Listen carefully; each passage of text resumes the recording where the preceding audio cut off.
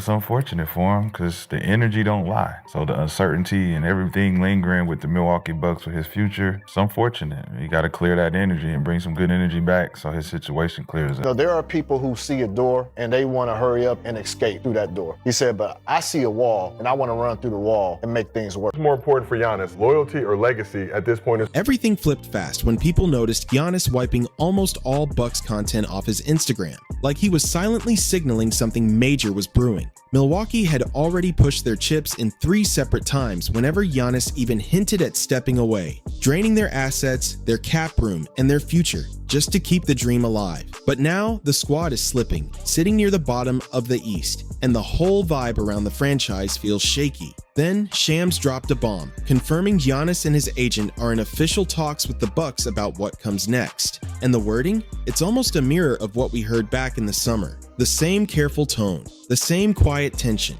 like both sides know the clock is ticking louder than ever. This whole situation comes down to one thing: whether Giannis truly fits in Milwaukee anymore or if his path is pulling him somewhere else. A decision is expected soon, but the chaos kicked in instantly. Just hours after the report dropped, Giannis collapsed with a calf strain only minutes into the game, and now he's sidelined until after December 15th, which just so happens to be the exact date every player who signed this offseason becomes trade eligible. The timing is so wild, it feels like the universe is flexing its own storyline. And here's the twist. There's already a report floating around that Luka Doncic personally reached out to the Lakers asking if they could somehow land Giannis. The whole league is buzzing, so let's unpack everything. Shams' December 3rd report broke down the situation clearly. Giannis and his agent are now in formal talks with Bucks ownership and the front office. This is no gossip, no whispers, no guessing games. This is the main guy and his representation sitting at the table trying to figure out whether he should stay or bounce.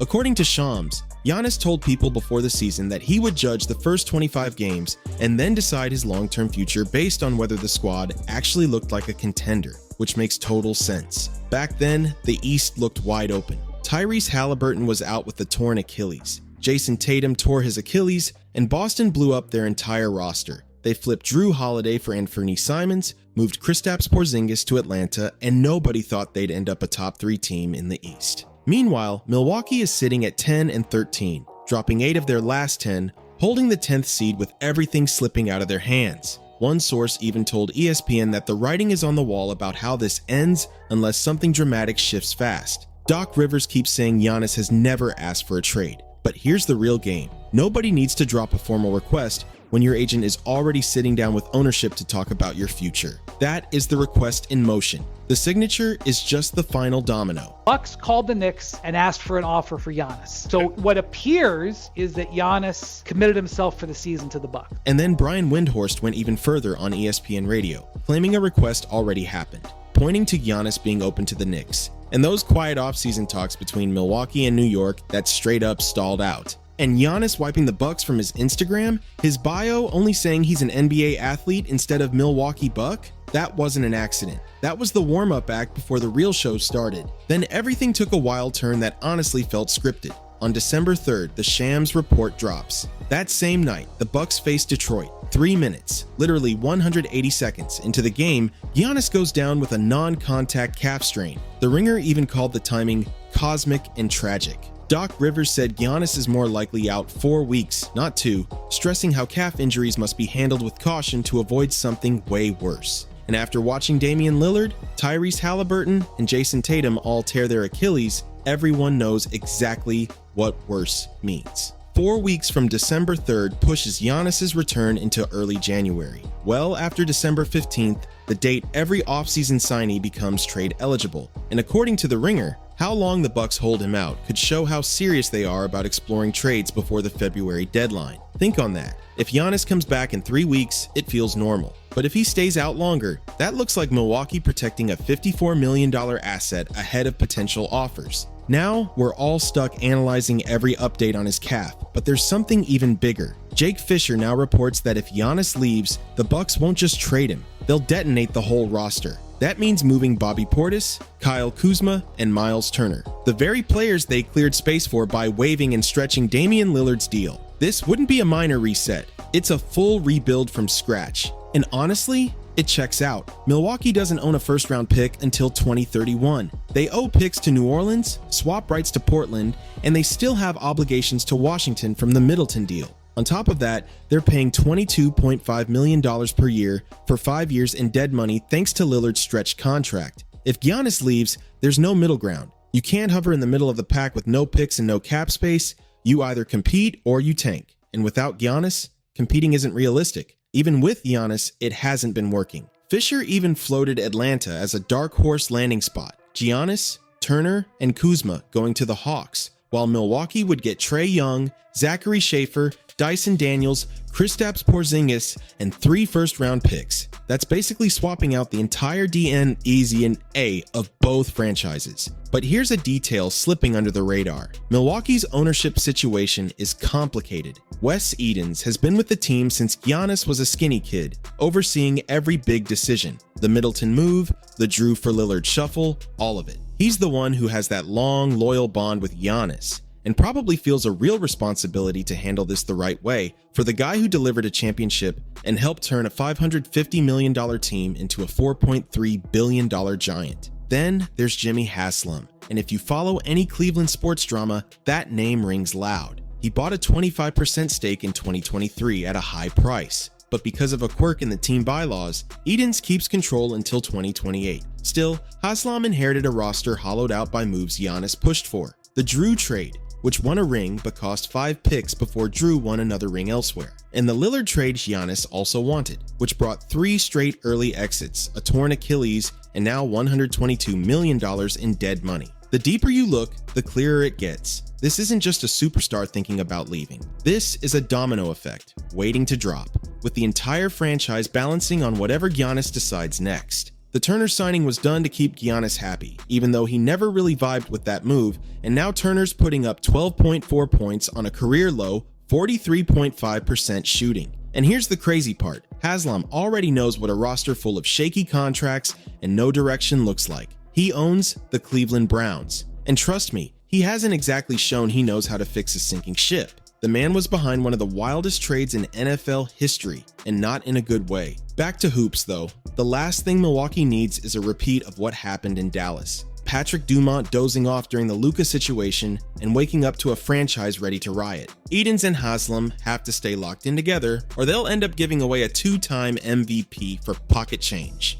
Now let's get into the Lakers rumor, because this one is straight up wild. According to Lou Canellis from Fox Chicago, Luka is out here recruiting. He wants Giannis. For a fact, a few months ago, Giannis wanted to be traded. His first choice, New York with the Knicks. Knicks wouldn't move off, would not offer more than just Karl Anthony Towns. And it just wasn't going to work with the Milwaukee Bucks if they were going to give up Giannis Antetokounmpo. I can tell you that the Lakers inquired, and Luka Doncic himself inquired, trying to see if the Lakers could work out a deal with the Milwaukee. The idea of Luka, Giannis, and LeBron on the same squad sounds like video game madness. But here's why it's basically impossible. First problem, the money makes 0 sense. Giannis is pulling in $54.1 million this season. Austin Reeves, the Lakers' best trade piece, makes $13.9 million. That's a $40 million gap before the trade even becomes legal. The Lakers could try to stack Reeves with Rui Hachimura,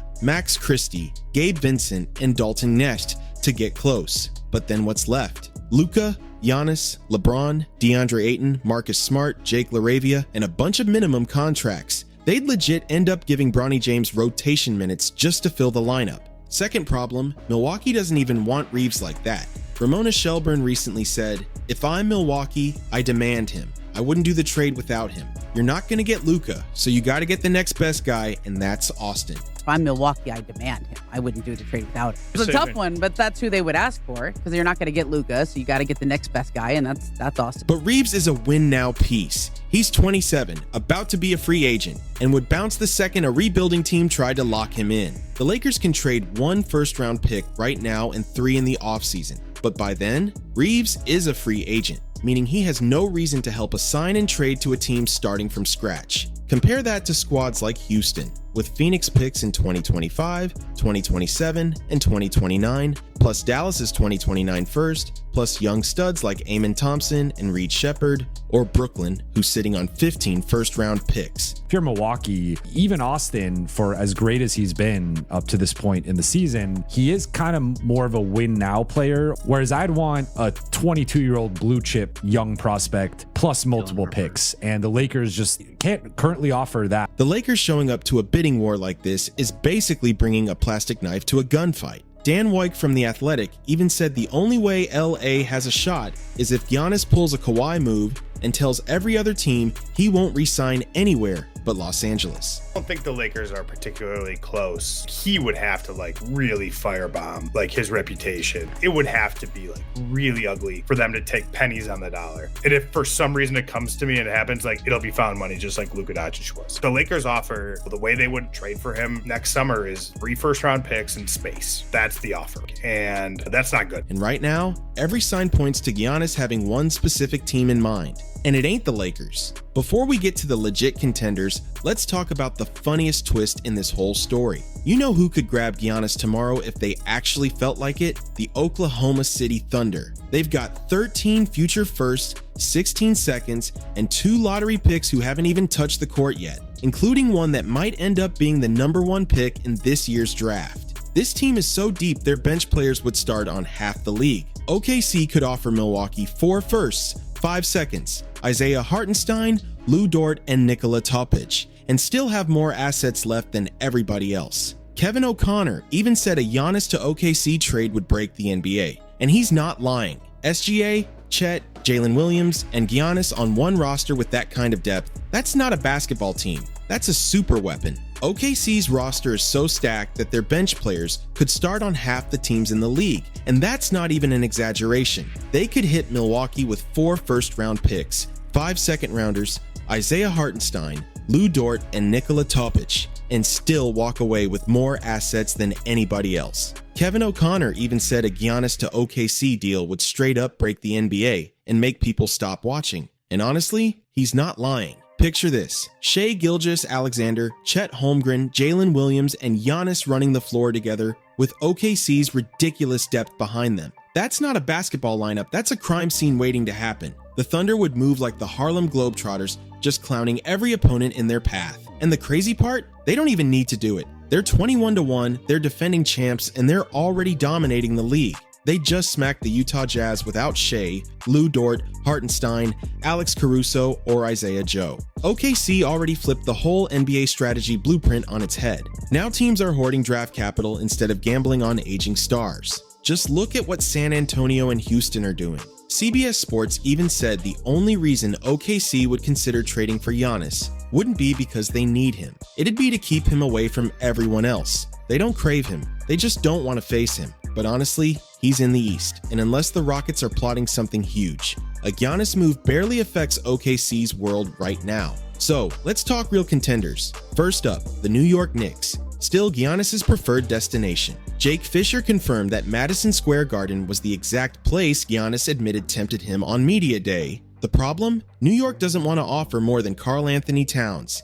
and that's not getting it done. But if Giannis tells every other team he won't re-sign, then the Knicks package suddenly becomes the package. The team with the most ammo, though? The Houston Rockets. They've got multiple Phoenix firsts, Dallas's 2029 first, young pieces like Amon Thompson and Reed Shepherd. John Hollinger even said Houston can load up a trade better than anyone outside of OKC. But the real question? Does Giannis even want the West smoke? Because the East is still the smoother path to the finals. Which brings us to the most dangerous fit of all, the San Antonio Spurs. Imagine a front court with Victor Wembanyama and Giannis Antetokounmpo. That's nightmare fuel for the league. They've got pick flexibility, movable contracts, and the foundation to build a contender instantly. Even Brian Windhorst said they absolutely have the assets to trade for Giannis and still be competitive after the deal. But again, it's the Western Conference. So who can offer Milwaukee the biggest haul overall? Honestly, the Brooklyn Nets. Brooklyn is sitting on 15 first-round picks,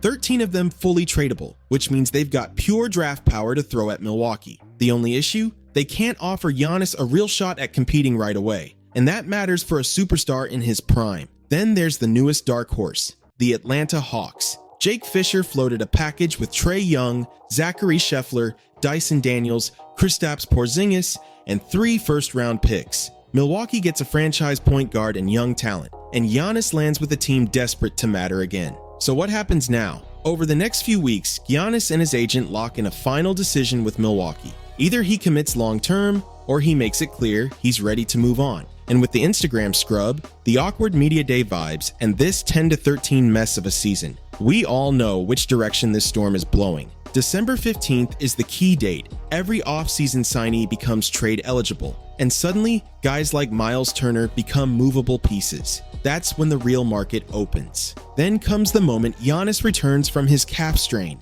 Watch how the Bucks handle it. Do they rush him back trying to salvage a playoff run, or do they ease him in while quietly taking calls behind the scenes? Because that decision will tell us everything. Then we hit the point of no return, the trade deadline on February 5th. If Giannis is getting moved this season, that's the cutoff. After that, it turns into a summer conversation, and the longer Milwaukee waits, the riskier it gets. Summer 2027 is when Giannis can walk for nothing, and the Bucks cannot repeat the LeBron 2010 or KD 2016 disaster. Here's how I see it playing out. Giannis makes it clear he wants out within the next few weeks. Milwaukee listens to the offers and quickly realizes the strongest packages are coming from Houston, San Antonio, and Brooklyn. Not the Knicks, and definitely not the Lakers. Then, Giannis faces the big decision. Does he force a move to a weaker basketball situation in New York just because he likes the idea, or does he choose the better fit and chase more championships somewhere else? Either way,